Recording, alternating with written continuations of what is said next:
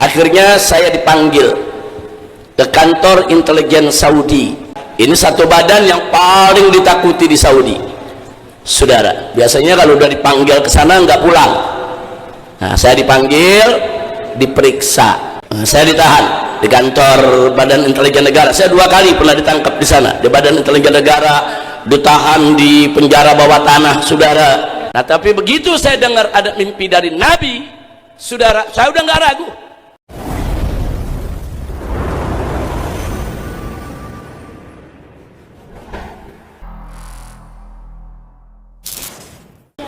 Saya mau cerita sedikit. Kenapa setiap pertemuan saya selalu senang baca 1 atau 2 hadis. Jadi ketika saya dan keluarga hijrah ke Mekah, saya tinggal di sebuah rumah di Syarif Setin, saudara, tidak jauh dari Haram. Itu setiap hari banyak tamu-tamu dari Indonesia yang datang, karena jamaah haji Indonesia nih per tahunnya tuh bisa jutaan orang yang melaksanakan umrah. Jadi tiap hari ada saja yang datang, 1 bis, 2 bis, 3 bis jamaah umrah dari berbagai daerah.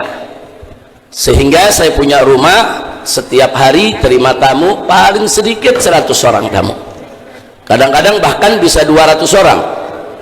Nah, kita terima tamu setiap zuhur, kita terima tamu, baca qasidah tadi, qasidah Muhammadiyah, saudara. Tapi cuma qasidah saja, baca hadisnya enggak. Baca qasidah, ngobrol sama tamu, doa, pulang. Tiap hari seperti itu. Dan memang di Saudi itu ada peraturan, mamnu'ut tajammu, enggak boleh orang kumpul lebih dari 5-6 orang, saudara. Enggak boleh, terima tamu aja lebih dari 10 orang bisa ditangkap. Nah, jadi nggak boleh ada kumpul-kumpulan atau bikin pengajian seperti di Indonesia bebas begini, nggak boleh, saudara. Di Saudi itu peraturannya ketat. Makanya di Indonesia ini patut kita syukuri, kita bisa bikin tabligh akbar kapan aja, kita bisa bikin pengajian kapan aja, kita bisa kumpul kapan aja. Nah, yang sudah nikmat nih kita jaga. Nah, jangan sampai nanti hilang. Yang sudah terbuka begini nih kita jaga, jangan dikotorin. Nah, nanti kalau dikotorin dengan gerakan-gerakan yang nggak bagus, akhirnya pengajian-pengajian dilarang, jadi susah semua. Yang sudah ada kita syukuri, yang belum kita dapat kita perjuangkan. Li'la kalimatillah, insya Allah. Saya lanjutkan. Nah, karena saya tiap hari terima tamu 100 orang, 200 orang, 100 orang, 200 orang, saudara. Akhirnya saya dipanggil ke kantor intelijen Saudi, saudara. Kalau kayak kita di sini BIN, Badan Intelijen Negara. Ini satu badan yang paling ditakuti di Saudi, saudara. Biasanya kalau udah dipanggil ke sana nggak pulang. Nah, saya dipanggil, diperiksa, saudara. Jadi saya diperiksa di sana, saudara. Ditanya, ya Syekh, kenapa banyak tamu ke tempat Anda? Saya bilang, saya banyak kenalan, banyak kawan, banyak kerabat, banyak sahabat, banyak jamaah dari berbagai daerah di Indonesia. Nah, kalau mereka itu umroh, ya mereka mau silaturahim. Saya nggak mungkin menolak tamu. Namanya tamu saya terima. Nah, terus dia bilang, tapi di sini nggak boleh ya Syekh. Di sini ada undang-undang, konun, dustur. Nggak boleh, mamnu'ut tajammu. Nggak boleh Anda mengumpulkan orang banyak begitu. Jangankan sampai 100-200 orang, 6-7 orang aja nggak boleh. Ini peraturan. Anda jangan langgar peraturan kami. Saya jawab singkat, baik kalau begitu.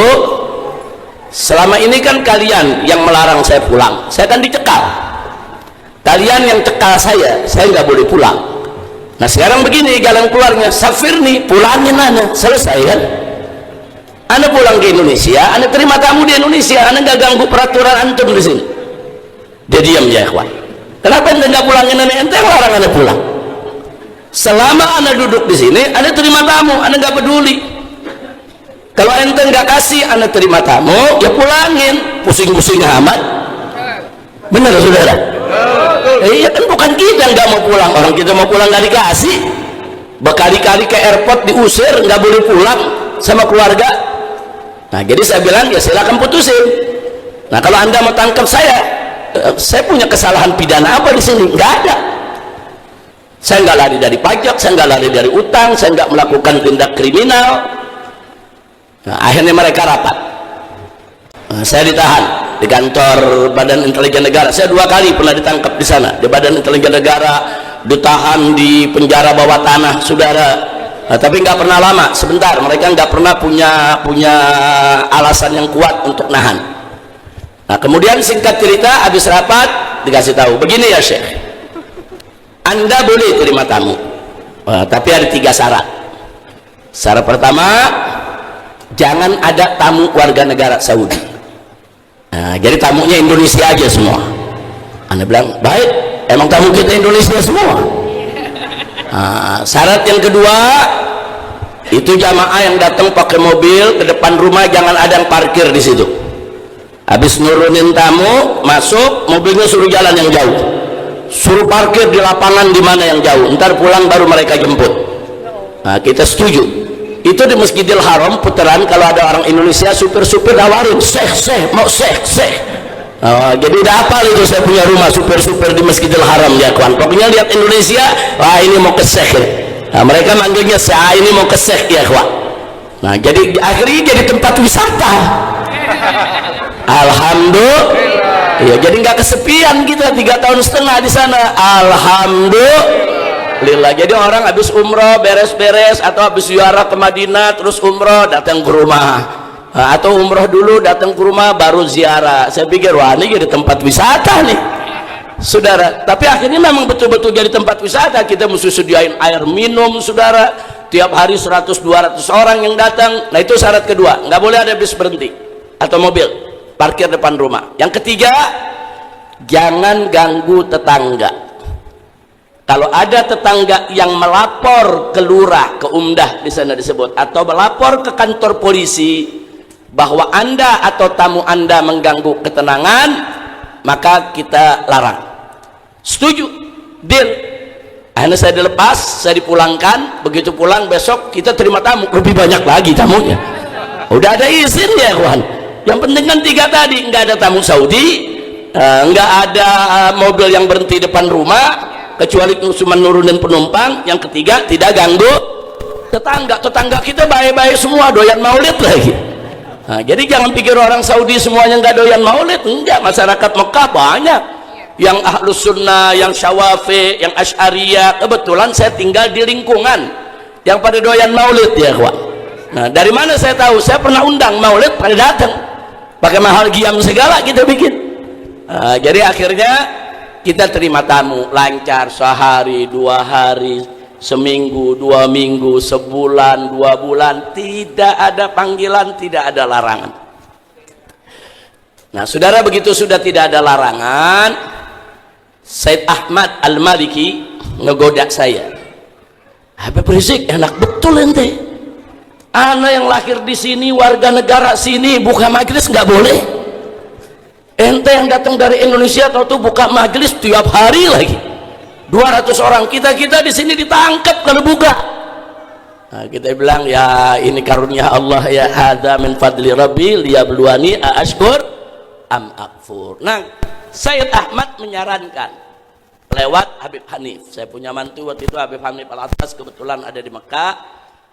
Beliau sarankan, kasih tahu kau punya mertua, akhbar amma, kasih tahu. Nggak gampang di sini, nggak mudah buka pengajian yang hadir 100-200 orang tiap hari. Wah, itu jamaah Indonesia datang. Minta sama amak mertua buka kitab hadis.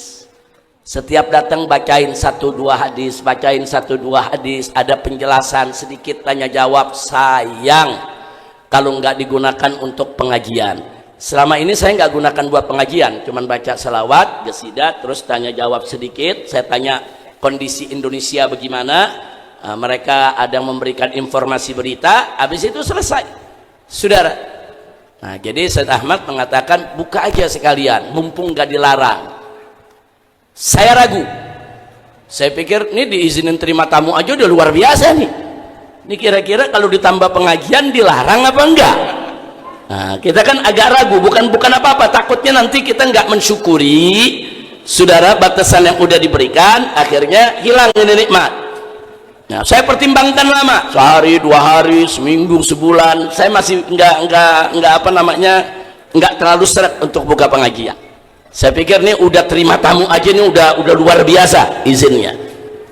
Nah, akhirnya sebulan kemudian salah satu murid daripada Said Ahmad bermimpi ketemu Nabi alaihi salatu wassalam. Muridnya yang mimpi. Mimpinya kirim salam buat Habib Rizik, buka kitab hadis. Itu aja. Nah, besoknya saudara, sebulan itu kebetulan yang bersangkutan saudara memang murid Said Ahmad Al-Maliki, diberi kabar juga ke Hanif, saya punya putra. Hanif dipanggil, diceritakan ini ada mimpi begini, kasih tahu Abah. Bagaimana pandangan Abah? Saya dikasih tahu sama Habib Hanif, Pak, ini ada si Fulan bin Fulan murid Said Ahmad, dia bermimpi begini. Saya bilang betul dia mimpi, betul. Said Ahmad juga membenarkan mimpinya. Oh, langsung hari itu saya beli kitab hadis. Saya beli kitab Targhib wa Tarhib, saudara, di beberapa kitab yang tahqiq Said Alwi, saudara, saya bawa ke rumah. Besoknya begitu tamu datang kita buka. Setiap hari kita baca 1 hadis, 2 hadis, 3 hadis, setiap hari sampai khatam itu kitab. Habis khatam itu kitab, kita baca lagi kitab yang lain. Sampai akhirnya 3,5 tahun kita terima tamu, beberapa kitab hadis khatam kita baca depan tamu, ya ikhwan. Nah, terus berlanjut, dan selama 3,5 tahun tidak ada satupun gangguan terhadap pengajian kita, alhamdulillah. Nah, kalau waktu usul Said Ahmad saya masih ragu, bukan ragu sama Said Ahmadnya, bukan, ragu sama diri saya. Apa benar nih, ntar akhirnya begitu kita buka pengajian malah dibubarin lagi.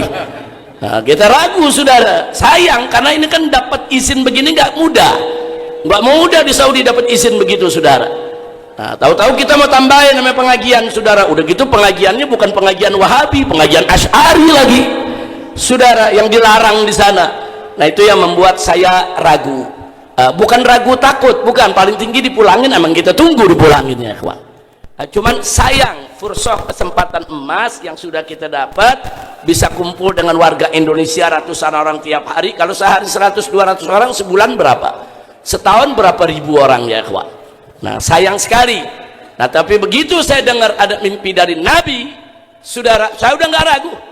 Udah baca, ajarkan anak kita ngaji 1 jam setiap hari, 1 jam 2 jam baca 1 hadis 2 hadis, tanya jawab, ya ikhwan. Habis itu baru jamaah memberikan informasi. Nah, akhirnya setiap hari dari zuhur sampai asar, nah, sholat zuhur berjamaah dengan tamu, sholat asar berjamaah dengan tamu, baru tamu pulang. Nah, akhirnya beberapa kitab hadis saudara bisa dikhatamkan. Sejak saat itulah sampai hari ini, kalau saya kumpul pertemuan semacam ini, kita dahulukan dengan selawat, baca 1-2 hadis, ambil berkahnya, saudara, dan setelah itu baru kita bisa menyampaikan apa yang mau disampaikan. Nah, kira-kira jelas tidak? Nah, saya mau tanya, kalau gitu baca hadis Nabi berkah tidak? Berkah tidak?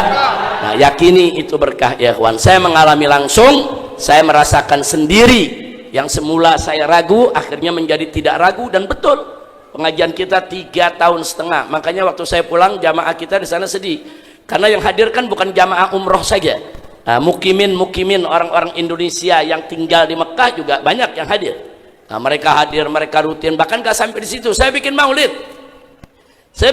di rumah tersebut. Sebulan sekali kita bikin maulid, saudara. Kita undang Habib Attas, kakaknya Habib Umar bin Hafiz yang tinggal di Jeddah, sering datang ke rumah, kita baca maulid.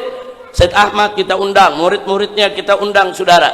Bahkan terakhir waktu kita ngawinin saya punya putri dengan Habib Alwi di Mekah, ya kawan, kita undang semua tetangga dan semua kita ajak baca maulid. Rumah nggak muat, akhirnya sampai keluar-luar tuh baca maulid. Alhamdulillah, kita nggak didatangi, kita nggak ditangkap, dan kita nggak diganggu. Alhamdulillah. Nah, itu saja yang saya mau sampaikan. Baik, sebelum kita buka untuk dialog di antara kita, saya mau bacakan, saudara, sedikit saja yang sangat penting untuk kita, saudara, ketahui. Kemarin di bulan Ramadan kita sering mendengarkan hadis tentang puasa Ramadan. Ini yang saya baca kitab Safwatul Ahaditsun Nabawiyah Asy-Syarifah karangan yaitu As-Sayyid Abdul Qadir Muhammad Al-Makki Al-Kattani, yang beliau pernah hadir di sini dan mengijazahkan untuk kita semua para guru di majelis ini juga jamaah, kita diijazahkan saudara hadis-hadis yang ada dalam kitab ini mencakup sanad dan matannya yang didapatkan dari jalur beliau. Beliau ini ahli hadis dari Maroko, ayahnya ulama besar hadis, dan mereka keluarga Al-Kattaniyah ini memang keluarga ahli hadis ya ikhwan. Nah, beliau sudah mengijazahkan sanadnya, matannya untuk meriwayatkan, untuk membacakan, untuk menyebarluaskan. Saudara, maka itu saya bacakan di sini hadis yang pertama saudara, yaitu hadis yang ke 1318. Sekaligus kita ijazahkan sanad dan matannya dari beliau ya ikhwan. Qala Rasulullah sallallahu alaihi wasallam, man shoma ramadhana imana wa ihtisaba ghufira lahu ma taqaddama min dzambi.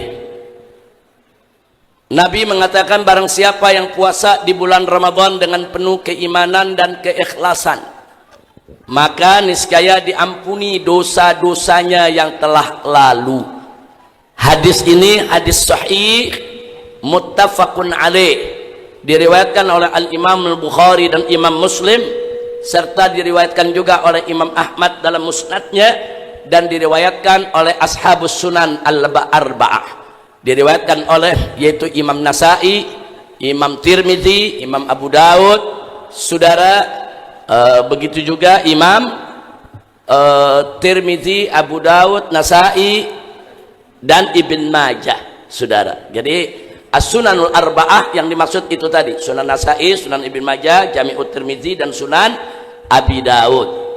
Nah, hadis ini sahih, diriwayatkan oleh Abu Dzar Al-Ghifari radhiyallahu anhu. La, man shoma thalathan, la, diriwayatkan oleh Abu Hurairah radhiyallahu anhu. Nah, ini udah sering kita dengar di bulan Ramadan, sering dibawakan oleh para ustadz kita. Mudah-mudahan puasa yang telah lalu di bulan Ramadan kita puasa yang penuh iman, yang penuh ikhlas, diterima oleh Allah dan dibersihkan kita dari segala dosa. Amin ya rabbal alamin. Yang kedua, Nabi mengatakan alaihi salatu wassalam dari Abu Ayyub Al-Ansari saudara. Ini hadis sahih, bahkan sebagian ulama menyebut mutawatir. Diriwayatkan oleh Imam Muslim, Imam Ahmad yaitu di dalam musnadnya, begitu juga oleh As-Sunanul Arba'ah saudara, di mana Nabi mengatakan man shoma ramadhana thumma atba'ahu sittan min syawal kana kasyamid dahri. Jadi kata Nabi, man shoma ramadhana, barang siapa yang puasa Ramadan, sudah kita lakukan kemarin, thumma atba'ahu, kemudian diikuti sittan dengan puasa 6 hari min syawal, daripada bulan Syawal, kana kasyamid dahri, maka saudara kedudukannya, statusnya, pahalanya saudara seperti puasa sepanjang hari.